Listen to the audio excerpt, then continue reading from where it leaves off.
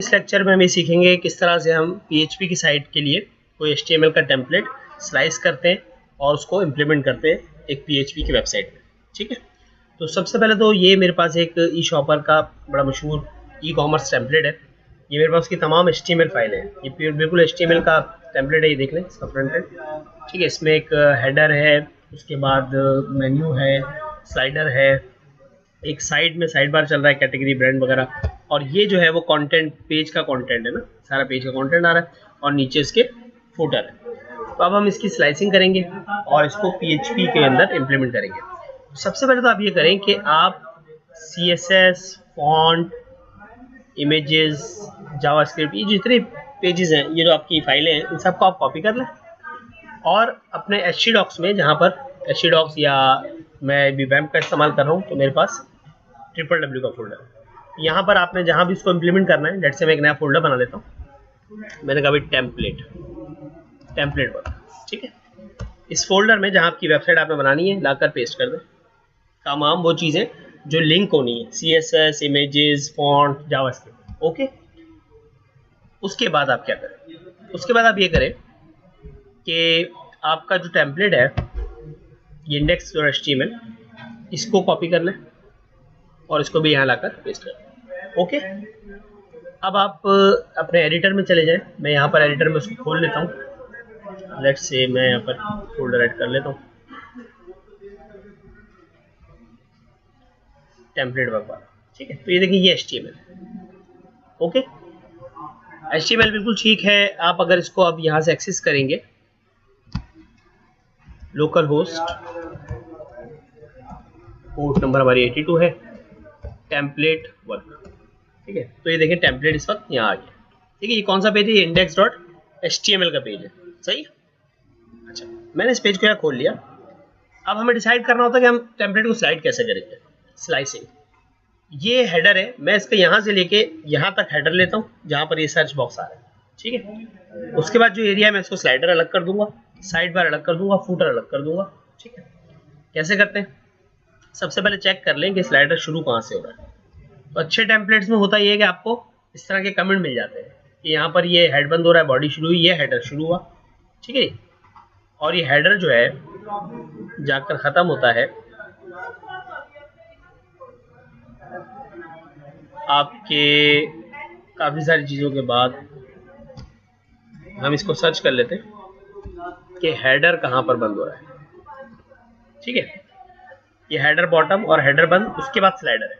Okay, तो जो header वाला पार्ट है, ये मैंने पूरा यहाँ से ऊपर तक डॉक टाइप से लेके जहाँ तक हेडर लिखा है HTML का, उसको कॉपी किया, एक न्यू पेज लेकर पेस्ट किया और उसे सेव कर दिया किसी भी नाम के साथ। मैंने इसका नाम header.php रख दिया। ओके, ये क्या है? header.php।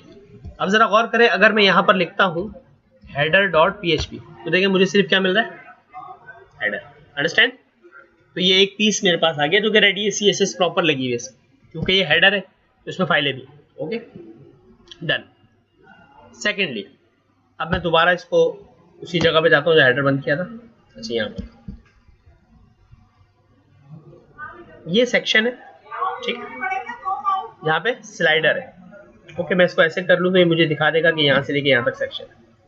ठीक है, अगर मैं इसको यहाँ पर एक्सपेंड करूँ या इंडेंट, ठीक है, स्लाइडर है, मैंने इसको पूरा कॉपी किया, कंट्रोल N करके पेस्ट किया और सेव कर दिया किस नाम से? slider.php। अंडरस्टैंड? अब अगर मैं आपको दिखाऊं कि भाई यहाँ पर अगर मैं स्लाइडर का इस्तेमाल करूं, slider.php, तो देखो स्लाइडर कुछ इस तरह से आता है। ठीक है, बिल्कुल बेतुका सा, कोई CSS पे अप्लाई नहीं होगी, क्योंकि CSS किस में लिखी हुई है? हेडर में।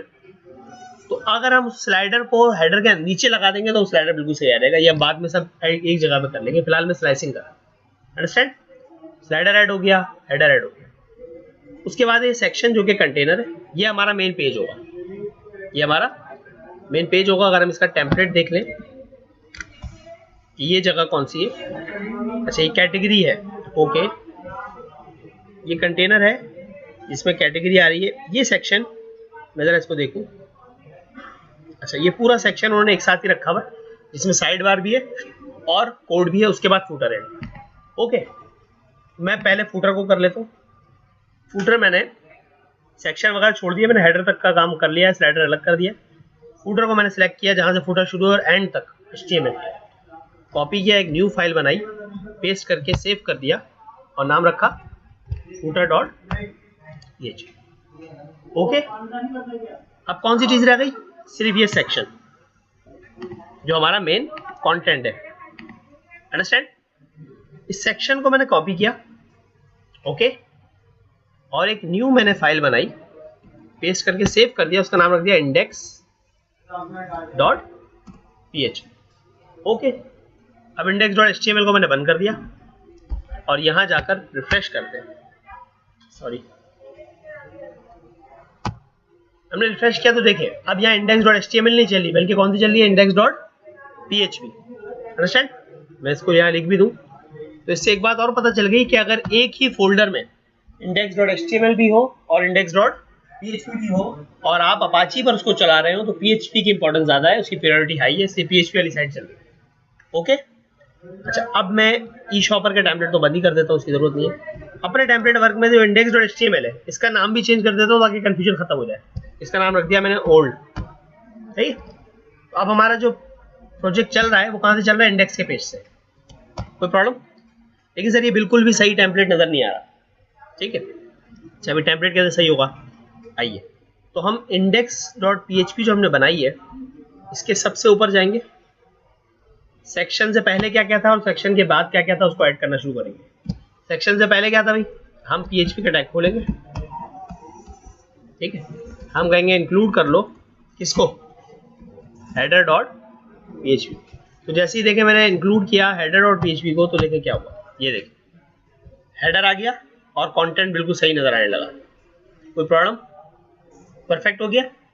हेडर की वजह से CSS पे भी अप्लाई हो गई क्योंकि हेडर में CSS थी। अगर मैं हेडर को नीचे ऐड करूंगा तो ये गड़बड़ हो जाएगी डेफिनेटली। देखो ये मैंने ऊपर ऐड किया ना, इस हेडर को मैं सेक्शन के बाद रखता हूँ आखिर में। अब क्या होता है देखें, गौर करें, ये देखें CSS तो लग गई लेकिन बाद में लगी और हेडर कहाँ चला गया?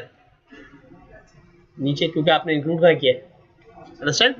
हम इसको वापस ऊपर कर लेते हैं। अच्छा, हेडर के बाद हमारा स्लाइडर भी था, तो जिस पेज पे भी स्लाइडर रखना है वहां पर हेडर के बाद आप क्या ऐड करते हैं? और मजीद स्लाइडर जो हम बनाकर गए थे, तो ये देखें बिल्कुल प्रॉपर आपके पास हेडर आया, स्लाइडर आ गया, उसके बाद कंटेंट जो आपके पेज पे पड़ा हुआ है। इंडेक्स पर सिर्फ ये वाला एरिया जो मैं इस वक्त आपको दिखा रहा हूँ। फुटर नहीं आया, फुटर कैसे ऐड होगा? आप लास्ट में आ जाए, पेस्ट करें,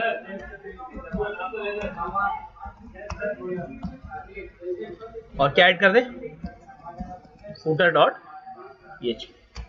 तो ये कितनी आसानी से हमने पूरी वेबसाइट को सेट कर लिया, हेडर, स्लाइडर, कंटेंट और उसके बाद फुटर। अंडरस्टैंड? अब ये जो कंटेंट है इसमें भी मजीद अगर हमें जैसे ये देखें इतना ज्यादा कंटेंट है, अब इसमें अगर ये साइड बार अलग है, लेट्स से मैं चेक कर लूं,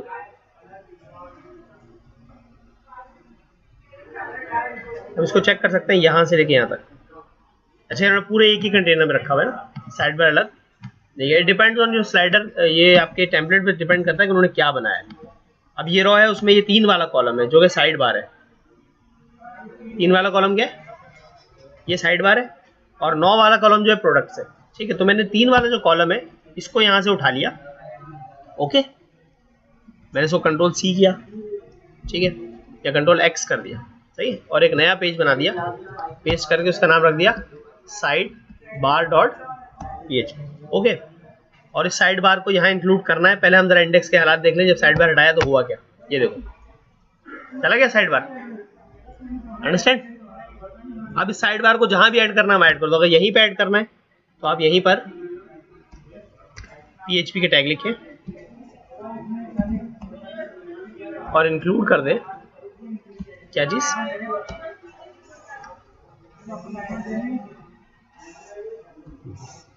तो अभी हम बना कर आए साइड बार डॉट PHP। तो ये देखो आपके इंडेक्स के पेज पे साइड बार आ गया।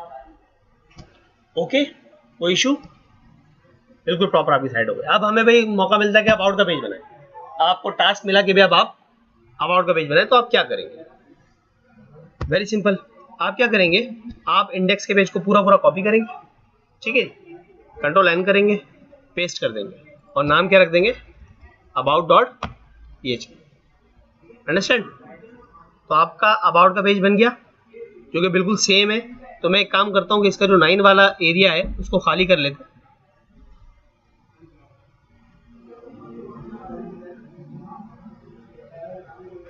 ये 9 नाम, अच्छा ये एक फीचर्ड आइटम आ गया।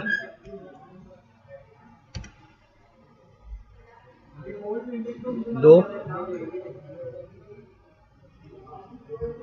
ये जो मेरा अबाउट वाला पेज है उसको मैंने खाली कर लिया और वहां मैं ऐसी एक H2 में लिख देता हूँ क्या, अबाउट अस, ताकि थोड़ा डिफरेंस नजर आए। ठीक है, तो कितना चेंज किया, कंटेंट चेंज कर दिया।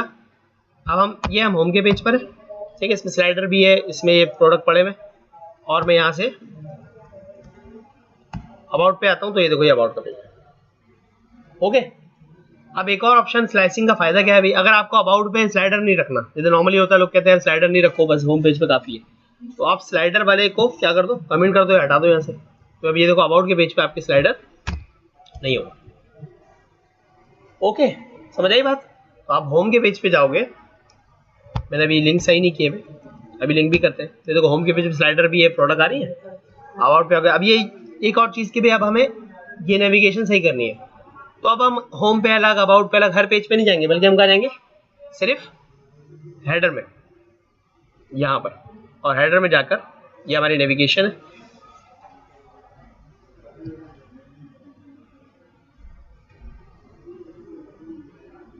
ये रही आपकी नेविगेशन। इस नेविगेशन में आपके पास ये लिखा हुआ है होम। ठीक है,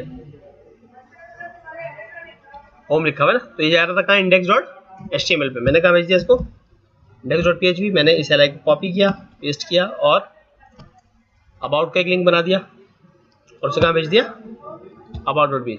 जो सिर्फ हेडर में चेंज किया। अब क्योंकि ये हेडर मेरा होम पर भी और अबाउट पर भी है तो बहुत सिंपल हो गया, मैं अबाउट पर जाता हूँ, अबाउट पर आ गया, होम पर जाता हूँ, होम पर आ गया। तो दोनों पर ये मेन्यू काम कर रहा है क्योंकि ये हेडर में डाला हुआ।